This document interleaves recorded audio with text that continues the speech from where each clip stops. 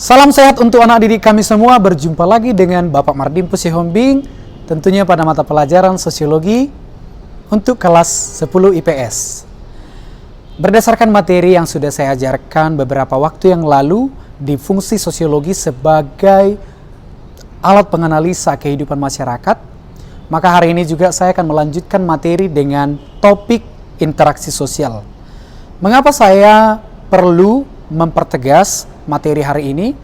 Karena di materi kita minggu lalu saya menjelaskan bahwa manusia merupakan makhluk individu dan sekaligus merupakan makhluk sosial.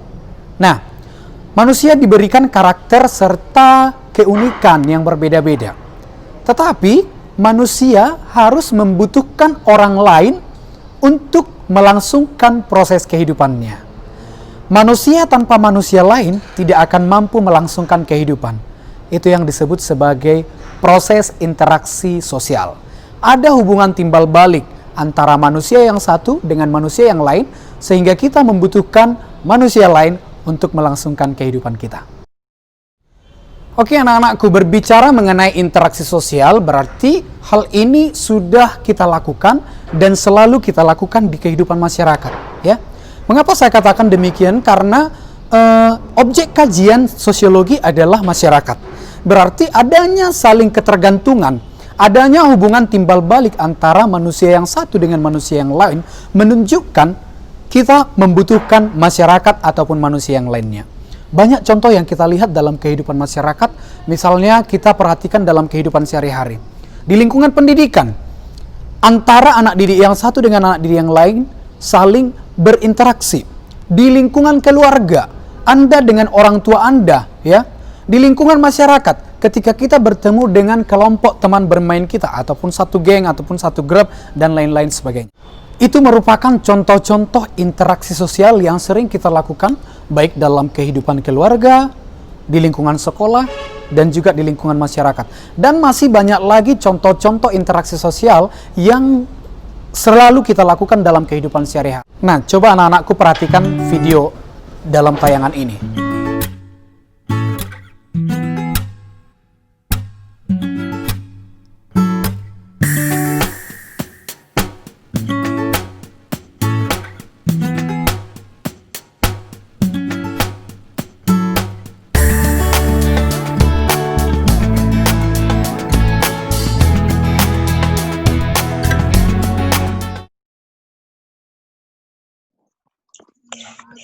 Terima kasih untuk Frans Parhusit, Mas Intania, dan juga Erika, Isakar, Asia, Friska, yang di Papua ya nak ya, luar biasa Friska. Ayu Anissa, Trisnasius, Firdaus, Ayu Marni, Zemi, Eunike, dan juga William. Tuhan memberkati kita semua ya anak-anak ya.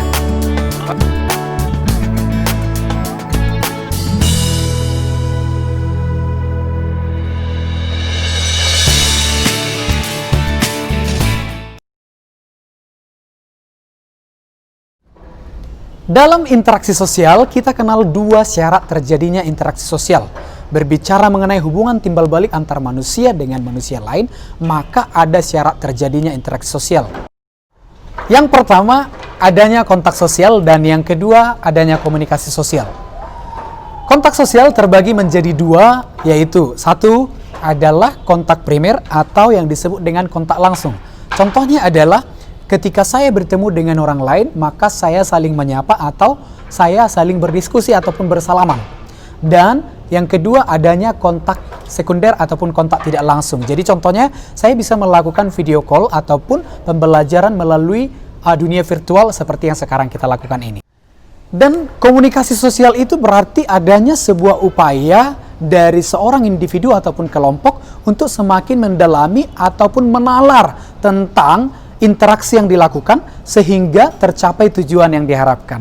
Jadi saya harapkan anakku bisa mengerti apa itu syarat terjadinya interaksi sosial, mulai dari kontak sosial sampai dengan komunikasi sosial.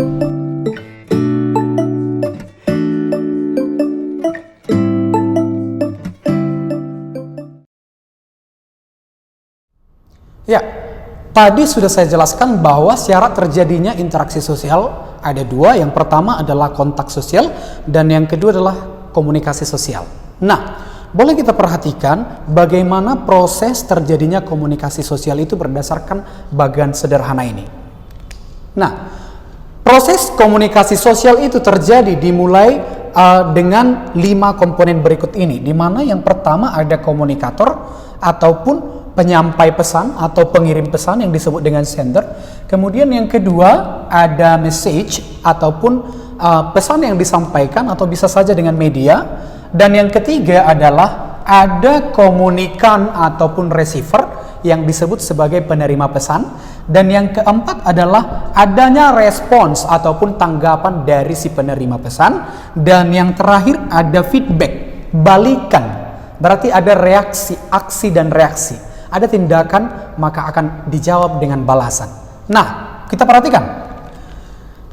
Dengan adanya pesan yang akan disampaikan oleh seorang komunikator ataupun penyampai pesan melalui sebuah pesan yang disampaikan tentunya kepada penerima pesan atau disebut dengan komunikan.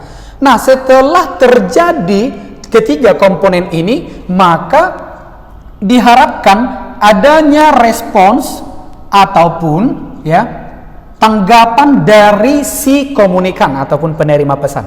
Nah, setelah si komunikan memberikan respon ataupun tanggapannya, maka akan terjadi feedback yang positif dengan arti feedback yang positif dengan arti adanya interaksi ataupun hubungan timbal balik yang saling menguntungkan antara komunikator dengan komunikan, sehingga tujuan yang diharapkan berdasarkan proses komunikasi sosial tersebut bisa terjadi dengan baik.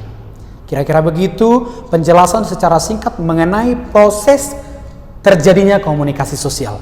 Jadi tetap perhatikan komponen ini. Ini merupakan 5 komponen yang harus selalu kita perhatikan ketika akan terjadi komunikasi sosial. Begitu ya anak-anakku? Oke anak-anakku, tadi saya sudah menjelaskan bagian proses terjadinya komunikasi sosial. Nah, sekarang saya akan menjelaskan faktor yang mempengaruhi terjadinya interaksi sosial tersebut. Nah, supaya Anda gampang mengingat faktor yang mempengaruhi terjadinya interaksi sosial, maka saya berikan singkatan yang sederhana dan Anda bisa mengingatnya, ya.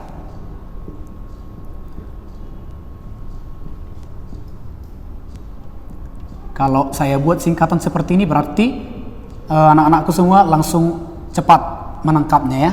Pemain bola terkenal ya. Faktor interaksi sosial cukup kamu ingat saja si Messi ya. Sudah? Nah, di mana faktor yang menyebabkan terjadinya interaksi sosial yang pertama adalah motivasi ya. Pertama motivasi.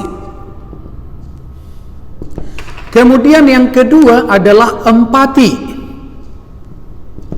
Yang ketiga adalah sugesti. Sedangkan yang keempat adalah simpati ya. Simpati. Yang kelima ada imitasi. Dan yang terakhir adalah identifikasi. Oke, yang pertama motivasi. Motivasi merupakan adanya dorongan yang timbul dari dalam diri individu untuk mencapai suatu tujuan. Ada support, ada dukungan, gitu ya. Ada motivasi yang kuat, ya. Kemudian yang kedua empati. Adanya perasaan ataupun simpati mendalam terhadap suatu peristiwa ataupun kejadian. Boleh kita perhatikan contoh daripada empati ini. Misalnya, ketika terjadi erupsi Gunung Sinabung di Kabupaten Karo, maka Gubernur Sumatera Utara mengunjungi tempat tersebut dan membawa berbagai jenis bantuan yang bermanfaat bagi masyarakat. Dari tindakan yang dilakukan tersebut itu sudah merupakan tindakan yang mendalam, dilengkapi dengan perasaan untuk membantu masyarakat dan mencapai tujuan yang diharapkan. Yang ketiga ada sugesti. Ada pengaruh, ada faktor yang merangsang, begitu ya. Contohnya biasanya apa? Misalnya si X sedang sakit di rumah sakit, katakan saja namanya si Elias. Elias sedang sakit. Nah, maka supaya dia cepat sembuh, maka dia harus meminum obat. Tetapi ketika mama atau papanya yang menyuruh dia meminum obat, dia tidak mau begitu ya. Nah, tetapi ketika datang seorang dokter yang cantik ya, mengatakan kepada Ilyas, Ilyas minum obatnya supaya cepat sembuh. Maka Ilyas meminumnya. Itu salah satu contoh yang sederhana. Ya. Yang lain apalagi sugesti.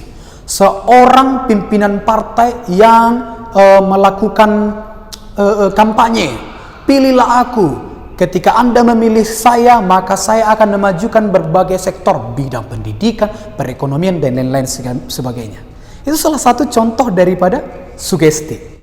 Ya, yang keempat adalah simpati. Berarti ada perasaan tertarik kepada orang lain ataupun terhadap suatu kejadian. Ya, contohnya apa? Ketika terjadi gempa dan tsunami di Palu, ya, maka saya mengatakan, kasihan ya para korban yang ada di Palu. Perasaan sedih yang saya ungkapkan itu merupakan bagian ataupun contoh dari simpati. Kemudian yang kelima ada imitasi, ya. Ada suatu tindakan untuk meniru, ya. Ada tindakan untuk meniru. Biasanya ini hampir ada kedekatan dengan identifikasi, namun di identifikasi dia proses menirunya secara keseluruhan, ingin sama, persis. Tetapi di imitasi ini masih meniru. Contohnya begini, saya mengidolakan seorang Agnes Monica. Maka saya buat cara bernyanyi saya hampir meniru gaya Agnes Monica. Itu salah satu contohnya. Kemudian yang terakhir identifikasi. Proses meniru secara menyeluruh, secara mendalam. Itu kenapa dikatakan bedanya identifikasi dengan imitasi. Contohnya apa?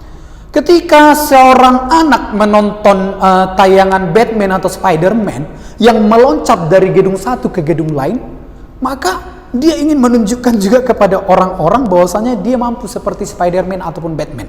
Sehingga dia meniru tindakan yang dilakukan. Ya, itu salah satu contoh yang bisa Anda lihat. Ya, nah jadi anak-anakku harus mengingat bahwasanya faktor terjadinya interaksi sosial itu adalah simetri. Yang pertama ada motivasi, yang kedua ada empati, yang ketiga ada sugesti, keempat simpati, kelima imitasi, dan yang keenam adalah identifikasi. Nah, anak-anakku semua, berdasarkan faktor terjadinya interaksi sosial, tadi kan berbicara mengenai interaksi sosial berarti adanya hubungan timbal balik. Biasanya interaksi sosial yang terjadi dalam kehidupan sehari-hari ataupun dalam kehidupan bermasyarakat itu didasarkan pada status sosial, ya. Ini ada hubungannya dengan status sosial di masyarakat. Mengapa demikian?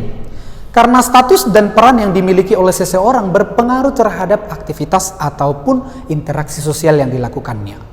Maka berdasarkan hal tersebut, status sosial dalam masyarakat dibagi menjadi tiga. Ya, status sosial dalam masyarakat dibagi menjadi tiga. Yang pertama adalah ascribe status. Kemudian yang kedua adalah achieve status. Dan yang ketiga adalah assign status.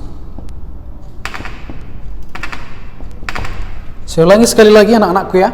Yang pertama tadi ada ascribe status, berarti status sosial ini diperoleh sejak lahir.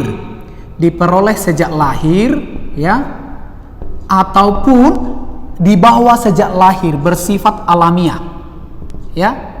Contohnya ini biasanya putra raja. Atau biasanya ini berlaku pada masyarakat yang menganut sistem kasta, ya. Yang misalnya kalau ayahnya sudah raja maka akan turun-temurun kepada anaknya juga akan menjadi raja. Ketika ayah turun tahta, anaknya yang masih pangeran naik tahta menjadi seorang raja. Ingat itu.